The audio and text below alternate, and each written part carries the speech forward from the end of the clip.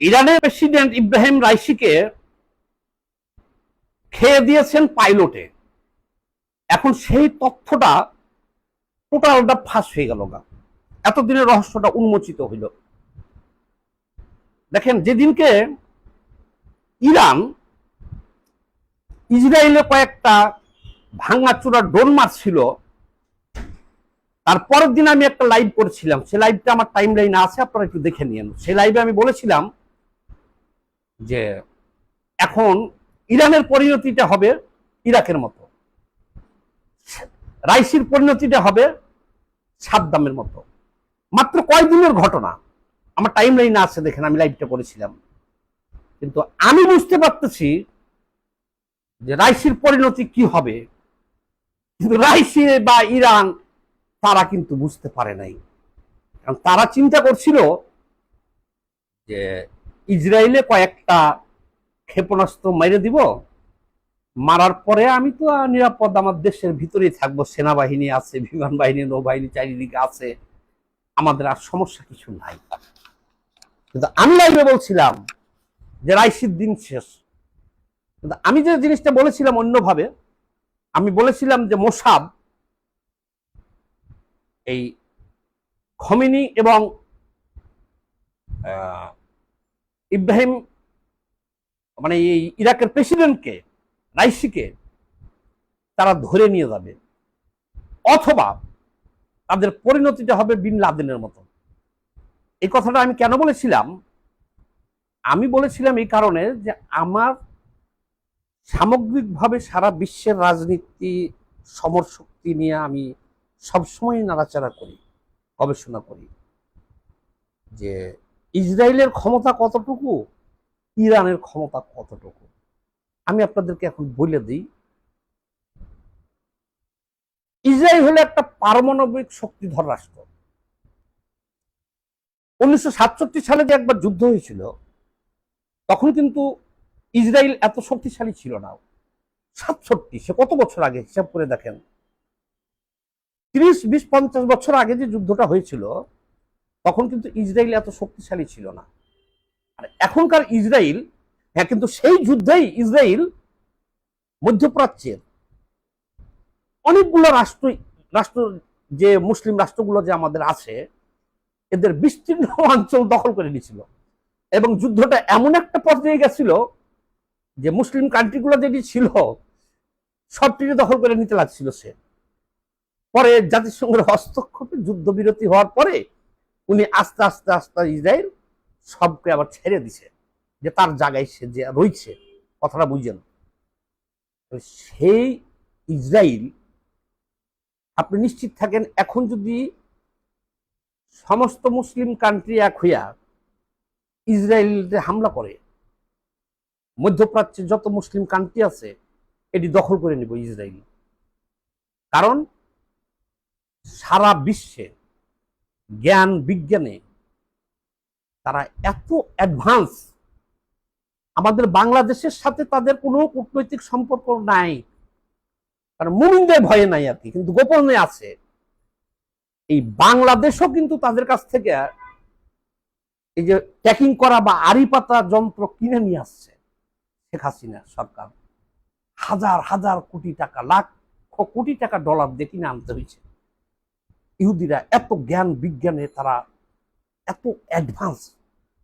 আমরা তো নামে দিচ্ছি স্মার্ট বাংলাদেশ, তারা অরিজিনাল হলো স্মার্টের উপরে যদি কিছু থাকে সেটা হলো ইসরায়েল। তাহলে সেই রাষ্ট্রটার সাথে আপনি আবাবিল পাখি হইয়া যাইয়া তাদের 1-1.5 হাজার নাগরিককে হত্যা করলে এটা ট্যাকেল দিতে পারবেন? ফিলিস্তিন করলো কি, 1-1.5 হাজার আবাবিল পাখি সাহায্যে প্যারাসুট দিয়ে যে তাদেরকে হত্যা করলো, কিছু ধরে নিয়ে গেল। এটার যে রিয়াক্ট দেখাইছে, 40,000 ফিলিস্তিনিকে হত্যা করছে। হামাসটা সব যে গর্তের মধ্যে ঢুকছে, না হলে নারীদের পেটিকোটের নিচে পলাই রয়েছে, সবাই বোরখা পরে পলাই রয়েছে। হামাস একেবারে ফিলিস্তিনকে কি করছে, ধ্বংস করে দিছে। 100 বছর লাগবে আবার ফিলিস্তিনের ওই বিল্ডিং গুলো করতে, অবকাঠামো তৈরি করতে, ধ্বংস করে দিছে। এখনো চলছে অভিযান, তারা কারো কথা শুনতেছে না। এর ফাঁকে যে আবার কে পৃথিবীর সর্বশ্রেষ্ঠ ধর্মান্ধ ছিল যে একটা ইব্রাহিম রাইসি, আয়াতুল্লাহ খোমেনির শিষ্য ইরাকের, সে কয়েকটা ড্রোন হামলা চালাইয়া দিল ইয়াতে ফিলিস্তিনে। চালাইয়া বললো কি, কোরআন একটা হাতে করে চুমা দিতেছে আর বলছে সে ফিলিস্তিনকে, দেখেন ওর বক্তব্যটা আরবি দিয়া, যে ফিলিস্তিনকে মানচিত্র থেকে উড়াই দেঙ্গা, ফিলিস্তিন নামে কোন রাষ্ট্র পৃথিবীতে নাহি রাখিঙ্গা, যদি আমেরিকা সহযোগিতা করে আমেরিকাকে উড়িয়ে দিঙ্গা। কে বলছে? ইব্রাহিম রাইসি, ইরাকের প্রেসিডেন্ট। ওই দিনই আমি লাইভ করলাম যে বাবা তোর আয়ু শেষ, তুই এখন হুর দেশে যাত্রা করার জন্য রেডি হয়ে যা, তোর খবর আছে। হুরের দেশে তুই যাত্রা কর এখন, তোকে কি আছে ভিতরে এটা তো জানি। ওই হুঙ্কার তো সাদ্দামও দিছিল, তুইও দিচ্ছিস। তা আমি মনে করছিলাম যে ওর মনে ধরে নিয়ে আইব রাইসি আর খোমেনিরে, ইসরায়েল মনে হয় ধরে নিয়ে আসবো, এটাই বলছিলাম আমি। তার মতো যে পাকিস্তানের ভিতরে পালাই আসলো যে ওসামা বিন লাদেন, যে লাদেনের মতো তাকে আবার ধরে নিয়ে আসবে, আমি কিন্তু সেইটাই লাইভ করে বলছিলাম। কিন্তু ঘটনা ঘটাই দিছি অন্যটা। অন্য কোন দিক দিয়ে ঘটাইলো দেখেন, নারীদের চুল দেখা গেলে পরে নারীদেরকে হত্যা করা হয়, ধর্ষণ করা হয়। এই সেই ইরান, যে ইরানটা এক সময় ছিল প্রগতির শীর্ষে।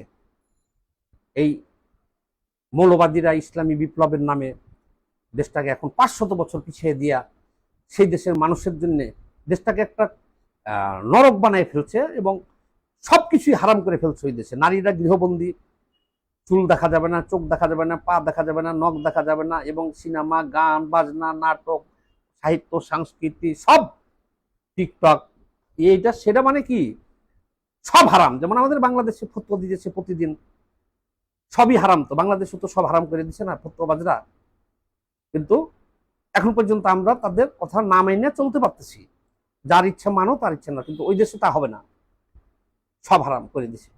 তো যাই হোক, তো ওই যে মাইশাকে হত্যা করছিল চুল দেখার কারণে, তারপরে সেই আন্দোলনটা যে হলো, সেখানে তারা প্রায় 10-15 হাজার নারীকে হত্যা করছে। কারণ সেখানে একটা নারী জাগরণ সৃষ্টি হয়েছিল, সব স্কুল কলেজ বিশ্ববিদ্যালয়ের নারীরা এবং ঘর থেকে নারীরা বাইরে হয়েছিল, যে চুল দেখার কারণে, একজন মাইশাকে হত্যা করার কারণে তারা সব চুল খোলা না, খালি একেবারে নেকেট পোশাকেও তারা রাজপথে নেমে আসছিল। খোমেনির নির্দেশে এই রাইসি কঠোর হস্তে তাদের দমন করছে, 10-15 হাজার নারীকে ধর্ষণ করে হত্যা করছে। এইখানে ইরানের প্রেসিডেন্ট ইব্রাহিম রাইসির যে ড্রাইভার ছিল, পাইলট, সেই পাইলটের বোনের একজন মেয়ে ছিল, পাইলটের বোনের একজন মেয়ে ছিল, ওই আন্দোলনের সময় তাকেও ধর্ষণ করে হত্যা করা হয়। এই খবরটা মোসাদের কাছে যায়, ইসরায়েলের কাছে যায়। ইসরায়েলের কাছে যাওয়ার পরে ইসরায়েল সিদ্ধান্ত পরিবর্তন করে। ইসরায়েলের আগে সিদ্ধান্ত ছিল যে ড্রোন হামলা চালাইল যে ইসরায়েলে ইরাক, তো তারা পাল্টা আক্রমণ হিসেবে তারা চিন্তা করছিল যে রাইসিকে ধরে নিয়ে যাবো ইরান থেকে, ওই বিন লাদেনের মতো। কিন্তু তারা তাদের মোসাদের কার্যক্রম, পৃথিবীর অন্যতম শক্তিশালী গোয়েন্দা কিন্তু হলো মোসাদ। চিন্তা করে দেখেন, পৃথিবীতে 2-3টা যে শক্তিশালী গোয়েন্দা সংস্থা আছে, তার মধ্যে কেজিবি হলো রাশিয়ার, আর মোসাদ হলো ইসরায়েলের, সিআইএ হলো আমেরিকার। এবার কি বুঝলেন? তাদের কাছে তথ্য গেল এটা যে ইরাকের প্রেসিডেন্ট রাইসির যিনি পাইলট, তার ভাগ্নি মানে বোনের মেয়েকেও ওই আন্দোলনে ধর্ষণ করে হত্যা করা হয়েছে। তখন তারা একে রিক্রুট করে ফেললেন, রিক্রুট করলো, সে আত্মঘাতী সিদ্ধান্ত নিয়ে ফেললো। যেমন ধরেন 3টা হেলিকপ্টার একসাথে ছাড়ছে তিনটা।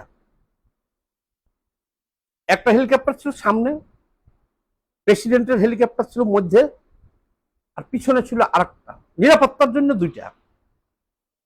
তাহলে দেখেন দুইটা হেলিকপ্টার কিন্তু বিধ্বস্ত হয় নাই, তারা সুন্দরভাবে চলে আসছে। কিন্তু প্রেসিডেন্ট রাইসিকে যে হেলিকপ্টার বহন করতেছিল, সেই হেলিকপ্টারটা তাদের যে রেডিও আছে ওয়্যারলেস, সেটাকে বন্ধ করে দেয়। এখন তদন্ত এগুলো বেরিয়ে আসতেছে, বন্ধ করে দিয়া সে ওই দুই হেলিকপ্টার সামনে যেটা আছে আর পিছনে যেটা আছে তাদের সঙ্গ ত্যাগ করিয়া নিচে ডাউন হয়ে যায়, অনেক নিচে নেমে যায়, অনেক এত নিচে নামে যে গাছের সাথে ধাক্কা খায়। অর্থাৎ উনি নিজের জীবনও দিল, রাইসিরে খেয়ে দিল। এটা কিন্তু এখন প্রকাশ হয়ে গেছে। এটা কি হয়েছে, এখন এটা সারা বিশ্বে প্রকাশ হয়ে গেছে যে যে সমস্ত নারীদেরকে চুল দেখার কারণে ধর্ষণ করে হত্যা করা হয়েছে, তার মধ্যে একজন নারী ছিল প্রেসিডেন্টের যিনি পাইলট, সেই পাইলটের বোনের মেয়ে। তার প্রতিশোধ নিতে গেছে, কিন্তু প্রতিশোধটা নেওয়ার সে সাহস পাইত না। ইরা যে এই ইসরায়েলের মোসাদ, তাদের কাছে এই তথ্য যখন ছিল, তারা এখানে লিঙ্ক দেয়, লিঙ্ক দিয়ে তাকে কিনে নেয়। কারণ পৃথিবীতে একমাত্র মুসলমান ছাড়া আর কেউ তো আত্মঘাতী নাই, আছে জঙ্গি আত্মঘাতী মুসলমান ছাড়া কেউ আছে? এই পাইলটকে কিনে নাই, এই পাইলট রাইসিকে খেয়ে দিছে। ইসরায়েলের ইচ্ছায় আর রাইসির অপকর্মের কারণে তার পাইলট আত্মঘাতী হয়ে ইরাকের প্রেসিডেন্ট ইব্রাহিম রাইসিকে খেয়ে দিয়েছে। এটা কোনো দুর্ঘটনা না। তিনটা হেলিকপ্টারের মধ্যে দুইটা হেলিকপ্টার সুন্দরভাবে আসছে, যারা নিরাপত্তার জন্য ছিল। একটা হেলিকপ্টার আগে, একটা হেলিকপ্টার পিছনে।